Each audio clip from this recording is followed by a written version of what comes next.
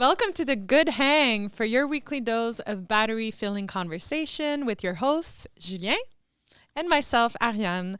Today we have our guest, Ryan Sullivan, on the show. Woohoo! Thanks for having me. So excited to have you, content king in the house. Yeah, thank you very much. It's a pleasure to be here. Yeah. Last few podcasts, I introduced our guest by saying how we know each other, but I feel like you and I, we've crossed paths in so many different worlds, like from softball to tennis, a lot of sports. We do keep crossing paths, yeah. I will know you for the rest of my life. Same. Yeah. 100%. Even if we try to get away from each other. I think so too. Yeah. I'm going to Colombia soon. I'm probably going to run into you and you're going to say, Ryan, I don't have travel plans to Colombia. I said, dude, but it's us, though. I can see that happening, actually. You'll probably be sitting beside me on the plane. Yeah, I wouldn't be surprised. So we're happy to have you here today, the content king. You've been creating content for quite some time. A long time, yeah. A long time. And it's fun because that's another way we've kind of intertwined. I used to have a marketing agency, and then I started an influencer agency. Mm-hmm. And we used to have this system that basically people had to apply. Time? Yeah. Cue up the jet engines. Yeah. So yeah, you were saying the... So we've crossed paths in different ways, like I was just saying. And one way that we've crossed paths, I used to have a marketing agency, and then I had an influencer agency. What up, Overground? Yeah. And it's funny because I remember you had called me out because you were one of my favorite creators at the time. On Instagram, you were creating mostly. But the way our site was set up was like you needed a minimum of like 2,000 followers or something to even be accepted like as a creator.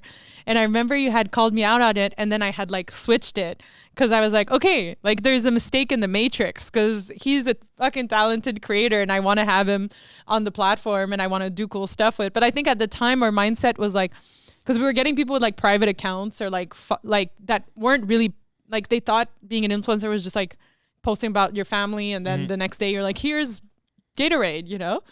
But I remember when did at the time. that word first come out? Influencer? Mm-hmm. I'm not sure. Probably 10 years ago, but it's like, it's kind of changed. Yeah. And there's like different categories of it now, like, and anybody can do it really. Like if you have a certain niche, and certainly with TikTok, there's like, you know, such a wider potential. Like you don't have to fit a certain mold. But there's these different categories, as you know, of like influencers, macro, micro. Yeah.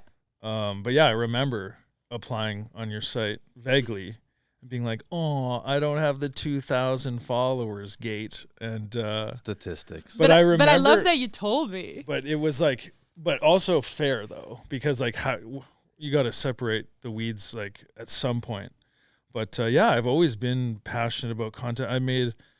My dream for a long time was like, I want to be a Vice host. Like that was the goal, was to like be a Vice anchor or host. You would have been a sick Vice host. I could totally see that. Yeah, I don't really think so anymore. But I'm definitely made tapes for Vice and like on several occasions and sent in.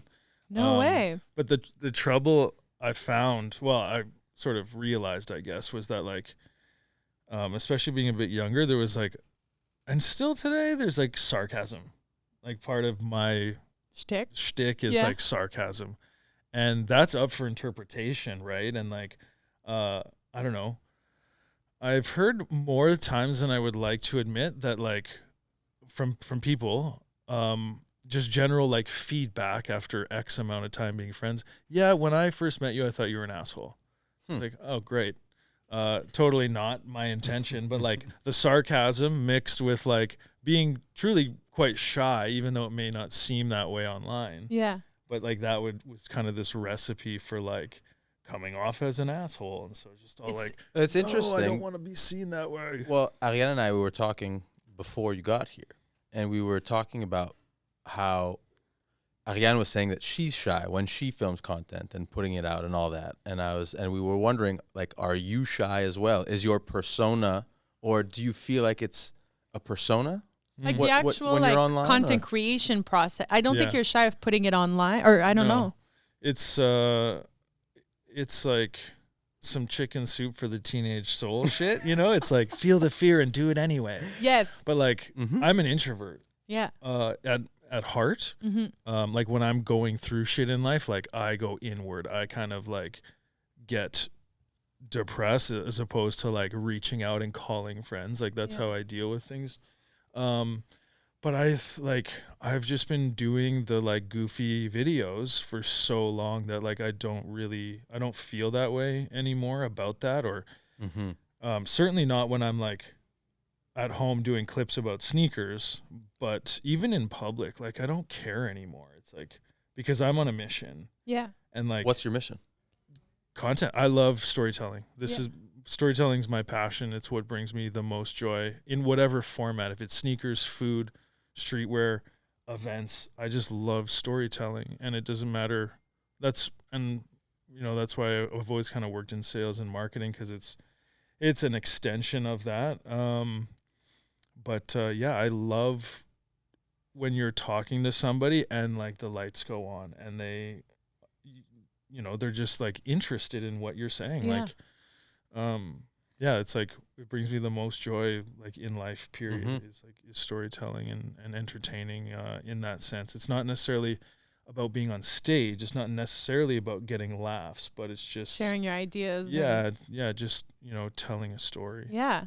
But the filming in public thing is an interesting one, because I think like there's so much around, we were talking about in previous podcasts, shame around trying and putting yourself out there, when really I feel like majority, like 90% of people wish they express themselves more, but most people, when they see someone expressing themselves, will judge them, unless they're highly successful celebrities, but they'll go, oh, that's cringe or something like that. And for some reason, when I'm creating content, those voices of those people is like all I hear in my head, that like, oh, that's so embarrassing that I'm doing this. But then when I post content and people see the content, they love it. But the idea of filming it is embarrassing, which is like crazy. And in my head, I'll always go like, oh, what would Ryan do? And then I'd be like, no, he'd go for it and he'd shoot the content, because the payoff of the storytelling piece is going to be so worth it. Yeah. I mean, that's a pretty beautiful thing to hear. Like, thank you. Like we all have our own like insecurities and like demons, and to hear that, like, what would Ryan do? Like, that's pretty cool. But yeah, I kind of get in this sort of zone. Like the last thing that we went to together, like remember Canadien and Atelier New Regime had an event. Like, how long was I there? Like 5-10 minutes. Like, it was an event. They were like doing a drop, but it wasn't because some influencer events are like super influencer events, like where it's very networky, a very like m'as-tu vu kind of vibe. And there wasn't so much of an experience. Like, I find when a brand does a good job, they create something that's worthy of talking about. So as a creator, you're just there and you talk about it. You don't feel like you're creating. You have to create the story for them almost. But I thought it was interesting. But it's true. You were in and out, but I feel like you still want to go to these things. Oh yeah. I'm not saying that. I didn't ask you how long was I there, as in I didn't have a good time. Yeah. But like, my mission was complete. Yeah. At like 6-minute mark. I get that. And I was like, okay, I had 2 hot dogs. I got my videos, looking around, people I know. I'm gone. Yeah. And like, I get that. What do you put on your hot dog? I like ketchup and onion. Yeah. That's it? Yeah. Two hot dogs, same thing on both hot dogs? Probably. Or I might do like genre all dressed le. Or stimé all dressed, That's what I like, but I'll dress with ketchup. But like, one has to be a ketchup and onion. If the onion's available, it's not always. No, it's not always. But a purist. Are you more of a hot dog or a hamburger? You're a burger Burgers, person. Yeah, I feel. Yeah. What about you? Cheeseburger. Cheeseburger. I'm a cheeseburger. Yeah. Although hot dogs is, I love hot dogs. Steamies. Can't say no to a nice beefy dog. Especially a Costco dog. Yeah. 150? 175? Yeah, still is. Yeah. Yeah. Another thing I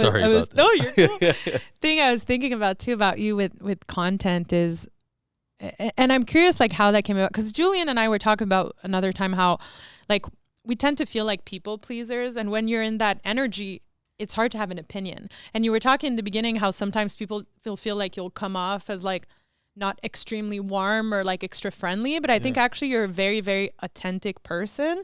But also I feel like you're very confident and like, how do I say, you have opinions and you know what they are. Like, you know what you're talking about when you talk about something you've thought about. Like, I feel like 90%. Probably people feel threatened that when someone has a strong opinion, they probably feel threatened. Yeah. And maybe you're not like, because as much as I'm a people pleaser, I have strong opinions and I'm an opinionated person, but I realize that my opinion, I'm not like a staunch believer and I don't want to hear it. It's like, I think what I think, but if you tell me something and it changes my opinion, then I'm open to changing it. You know, I don't want to be an asshole. But I feel like people's reception, like if you're around people who are used to making everyone comfortable and doing everything, and then you have someone who's like, oh, I'll have a conversation, but I won't change who I am to make everyone more comfortable. Like I remember recently this summer, I ran into you on the subway and we're both coming back from the Peggy Goo concert and we're both alone because I ditched my group and you, I think, ditched your group before going to the concert or to the show, where you went, they're not doing it the way I want to do it, so I'd rather go by myself and do it exactly the way I want to do it. Yes. Yeah. I like being alone. It's a beautiful phase to get to in life. Yeah. And different people are different ways, but like I don't mind being alone and doing things the way I want to do them. For that reason, like trying to accommodate can be, and it's even like, it could even venture into like being a bit selfish, but also like whatever, like if I'm certainly if I'm paying for something, it's like, like when I went to do an Oshiega this summer, and it just, from like I was going with a buddy to Fred again, and it exploded into like 20 people all day thing, and I just kind of like stopped answering the group chat and then just like messaged my friend Dave on the side. I was like, I'll message you when I'm there. Like I'm taking my time. I'm doing my thing. Yeah. And I had a great time. Yeah. But it was also a shit show, and I'll never go to an outdoor music festival again. Really? Because there's too many people? Yeah. Wow. That was such a mess. Like, but I'm glad that I didn't have to be like keeping track of people the whole time. Do you think because you're creating your content, because I feel like for me, like I love photography and I like showing up at events and having my camera. And it's funny, actually, when I started hanging out with the group that we have mutual friends with, in the beginning, I was really intimidated because they all knew each other from a really long time. And I would show up and kind of not really know anyone. And I would almost like hide behind my camera in a way that it gives me something to do. Sure. That I like enjoy Defense doing. mechanism. But at the same time, I'm happy to do it. And after I know I'm good at taking pictures, so people are then happy with the pictures that I send. But in the moment, being with my camera, I feel like I'm not alone, in a way. Yeah, no, if that's interesting. Yeah. I didn't know that you were that in that setting. Like, it's funny because you don't know necessarily what is a defense mechanism or what is a passion. Yeah. But I guess they can go hand in hand as well, where you're like, okay, I'm passionate about being around people and capturing the vibe, but at the same time I'm shy, but I still want to be here. Yeah. You know, I guess that duality is interesting. It kind of allows you to not, like when you don't have anything in your hand and when you're not like you have something to do, which is like for some people it's smoking. But any addiction, like drinking as well. I realize too, like how many times when you try to be in the present moment and you try to not just do anything as a reflex, then you question like, okay, when I'm going to a bar, it's like I don't necessarily want to drink, but I don't know what to do with my hands, and I'm fidgety and like shit's racing. I'm like, okay, go to the bar. You know exactly what you're doing, okay? But it's so easy for that it's a slippery slope, I guess is what I'm trying to say. Yeah, no, for sure. Yeah, it's interesting though about how, I don't know, it's a gift and a curse. Like I've certainly, it's just nice that I can have like a side mission, like when I'm going to things, or when I just kind of think in content, you know, like And I'm beyond thrilled that like I've tapped into an audience. Because as you know, like your IG friends suck. Like nobody likes shit, nobody shares shit, nobody comments on shit. Yeah. And that's just the way it is. Yeah. But there's something about, and it was not overnight by any means on TikTok, but it's kind of blossomed into this thing, and people like it. There's a shitload of hate. Don't get me wrong. Yeah. Are there? There's a Really? lot of negative. Oh yeah. No, but also because negativity. you share strong opinions about the things that you. So you talk about fashion, you talk about food, you talk about sports sometimes. Yeah. Then you have obviously the garboscope that I want to get into a little bit, and then you have the fire truck. I mean, you do all kinds of different things, but I'm sure when you're sharing your opinion about like a Supreme drop or something like that, like some people want to, it opens up a conversation. Mm-hmm. And TikTok also, there is that anonymity that there isn't on Instagram, that people can kind of say whatever they want. Absolutely. Yeah. That's a big factor. Is like, there's the degrees of separation are far fewer on IG. Yeah. It's like if someone, says something negative, like you probably know who they are. Yeah. Right. So they're probably not going to say it. Right. But you know they're thinking it. Yeah, but once once like a clip will get to a certain amount of like traction or views, like out come the wolves, and because it's just kind of it belongs to them now. Yeah. And like I don't know, I've said before, like I don't open the comments. Like I really open them at all, but like after a video hits 5,000 views, I just don't go into the comments because I'm not gonna feel good. Really? Yeah.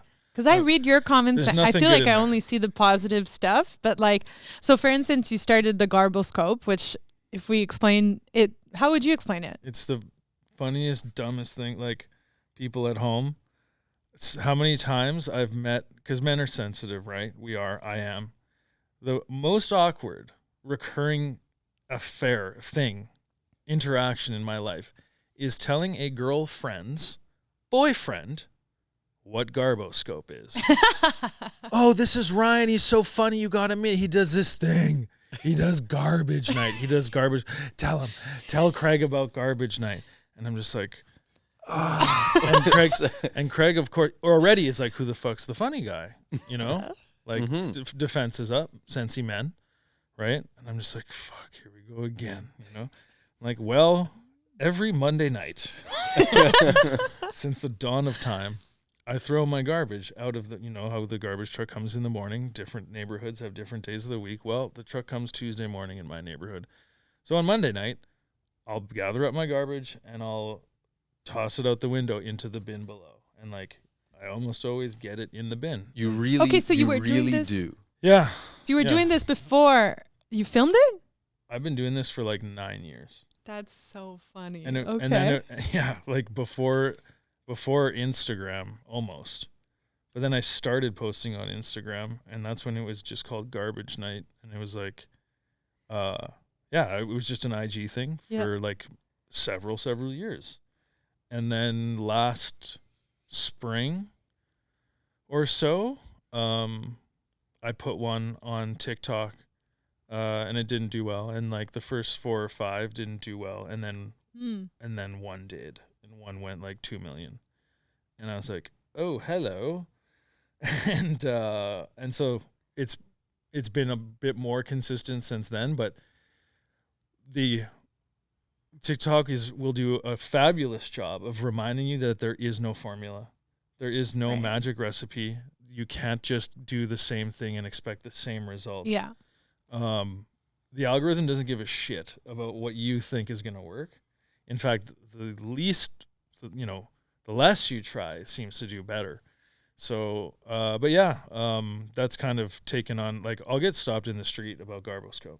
I was going to say. As you should. I love it. Yeah. Yeah, for sure. But then at what point did you start realizing, okay, TikTok, like people in Montreal, like people around me are seeing my TikToks? I don't know. Like getting stopped. Like someone coming up to me in the metro being like, not necessarily garboscope, but maybe something else. And that's been kind of cool. Cause like I care about Montreal. I care about the community. I did the Ryan Sullivan show. Like there was a video, there was then the pirate radio. Then I haven't done a podcast in a couple months, but like Sullivan Show podcast has like 80 episodes or something. And like, you know, back to the passion for storytelling. Like I will do this. I don't care how many views. I will keep doing this because I love it. So where does your desire to share come from? I don't know. My dad loves telling stories. He's the same way. And like, and I love hearing him. Like, of course, when you're a kid, you're like, Dad, you know, did I ever tell you about, you know, like he has a tall tale for everything. And, I don't know, I just got that gene. And now in my adult life, I love hearing him tell stories. And like when I go home and he's like, did I tell you about Death in Tehran? Or like he's got his kind of cookie cutter tales, you know, and I'll be like, no. And then I'll let him go for a rip, you know, he'll do his little 5-10 minute story. And then, I'll just like listen, 'cause I see how much joy it brings him to tell stories. So, but yeah, I think part of it is just, is that like, I guess kind of the hand-me-down factor, but then also, seeing, like I said, seeing the lights go on, like seeing somebody give a shit. And you know, back to all through my 20s working retail, like, when you're telling them about a shoe or a jean or a shirt and they get excited, like that brings me joy. Like it seems silly, you know, it's just a t-shirt, but like in that moment, like when they're engaged with you, it's thrilling to me. Like I genuinely love that. But you also genuinely like really love fashion and like I feel like for me like I'll be like, it's just a t-shirt. I don't know how to explain it in a more exciting way versus like when I hear you talk about whether it's shoes or whether it's like pizza. Yeah, anything. I've seen it's you like eat so many slices of pizza. The and passion I'm like, and the terms dude, like man, like it looks delicious. When you come up with that like heater piece, like where did that come from? I don't know. Like this just pops up in your head and you're like, let's go for it. Just like years of like, because I just think about it all the time. I think about shoes constantly. I think about pants a lot too. Okay. I think about food all the goddamn time. Me too. And so like this dialogue is just kind of rolling in my head nonstop. And so now there's just like this avenue to distribute it and people get a kick out of it. And so, hey, like that's awesome. Like I'm grateful. So yeah, I just kind of let her rip and like whatever comes out, you know. It's great. It just feels like it comes out so casually that I don't think it could be replicated. That's why I think like whether it would be Vice or a show really about fashion or music, like the way that you go about explaining something, just like it doesn't feel like a script, and it's not, you know? Thank you.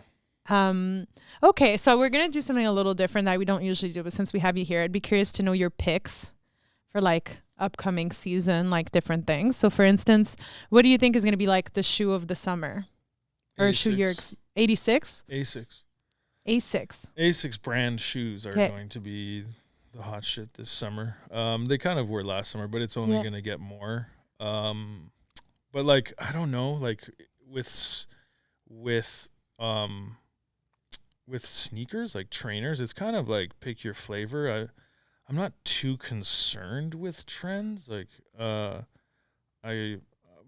they certainly emerge. But like, yeah, I think like running shoes, like, and in particular Asics will continue to be popular. Also, I think like loud ass boots are going to be a big thing. Like the moon boots? What kind of boots? Any kind of just loud, chunky boots, like Timberland being like the base level, but like crazier, funky laces, big, crazy energy boots, is something that I see happening. What else? I think fun, funky socks are coming back too. Okay, so like I could see that. Accessorizing beyond just your footwear, but taking it into your sock game as well. What about a Canadian brand you're excited about right now? Raised by Wolves. Okay. That's fam right there. Yeah. Punkin' Yo, sensational. Just came from Naked and Famous, little warehouse here we're in the fashion district of Montreal up here. For those of you who don't know, you can't see it, but like they asked me if I wanted wardrobe because there's racks of Prada and Gucci and Fendi. I was like, no, I have to. I got to stay true. Maybe I'll grab something from the Louis rack after the show. But Naked and Famous, Raised by Wolves, Punk and Yo. Out of Toronto, Libero is like this menswear brand that's just doing what can't be done. Like, it's so hard being a Canadian brand in fashion or streetwear because it's expensive to produce here. It's impossible, actually, damn near.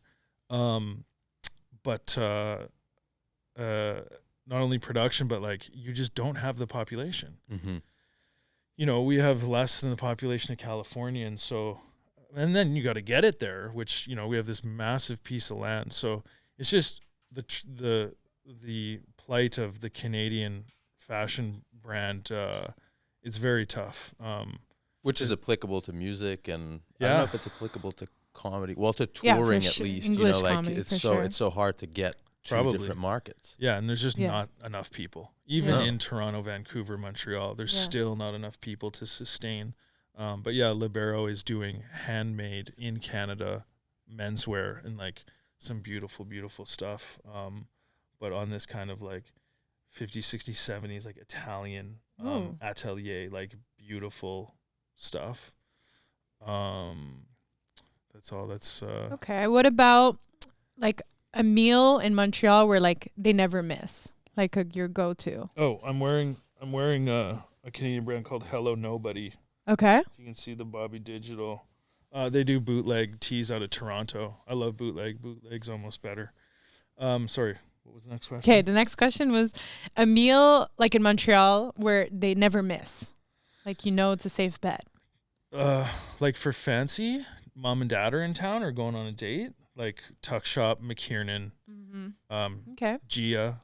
But like what I think about, like I like hole in the wall ma and pa type stuff. Like there's phenomenal Indian food downtown. There's phenomenal Vietnamese and Korean downtown.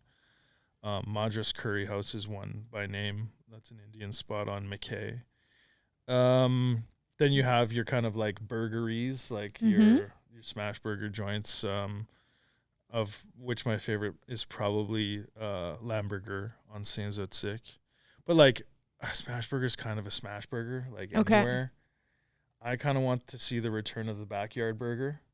But this is a conundrum because a smash burger is so easy because it's cheap, it's fast, and you don't have to you have less to worry about from a health and safety standpoint because like a backyard burger, that's gonna have red meat in that sumbitch.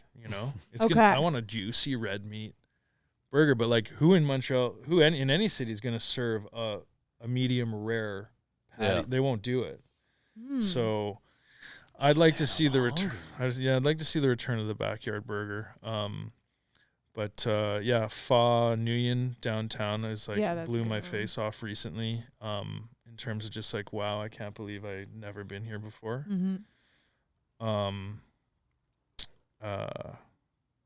Yeah. Okay. What about a concert you're looking forward to? Is there anything you're planning on checking out? No. No? What did you listen to on the way here? Or do you listen to music when you commute? I was listening to my favorite, the Dime Store, and showed to Charles. He makes the mixtapes, like Dime Montreal, like the store, the brand. Mm-hmm. They do a monthly mix, and my friend Charles is usually the one who assembles them, and those are my favorite. But I listened to 2 songs on Kanye's new album this morning, turned it off. But like, I like all types of music, to tell you the truth. But I'll listen to music in the gym in the mornings. I don't like, I learn a lot at work from listening to what's happening around me. Okay. So I don't actually listen to a lot of music at work, but you can catch me in some like classic rock playlists. I love old school hip hop, like backpack rap, like boom bap, Cunning Linguists, Far Side, Souls of Mischief, Scarface, and Tribe Called Quest, like our shit, like probably you can remember as well. But can it be our shit? Yes, yes, ours. Yeah. I'm for shows. I don't know who's coming to town. Okay. I saw James Blake in the fall and cried. Really? Yeah, Nice. I didn't think that, but that was at Olympia, 2,000 person. No, it's like 900 capacity. Okay. And what a talent! But like, I needed to be like that. I needed to be small venue, Yeah. or and I'm really feel. or the I'm not emotion. interested. Like that's why I did Oshiega last summer. I was just like, not doing this again. Like, Yeah. this is mayhem. Yeah. I agree. And it's know? tough to even just like get a feel for what the person is trying to do. It's just Yeah. a mess. Yeah. Okay, so this goes really quickly, the 30-minute, but I'm Yeah. really happy we had you here today. I have one last question for Sure. you. Is what would you like to attract in your life in the next year? Oof. Just more giving, more sharing of knowledge, and like passing along, of joy and gratitude. Like I like to help others, like hiring people at work, and also through like social media. It's like it's the spreading of like joy, that I look forward to bringing more of. There isn't like a thing or like a car or like a relationship or a monetary goal that I'm chasing. I just want to bring positivity to people around me and to myself, and to be I don't know, just to be a part of the solution. And like one of my mantras in life is like, do you want to be part of the problem or part of the solution? And so like just living in gratitude, participating, being present, not being so caught up in self and our doubts, our insecurities, our fears, and just like enjoying today, you know? Yeah, there's I walked in here, I was like, long day at work, you know? Yeah.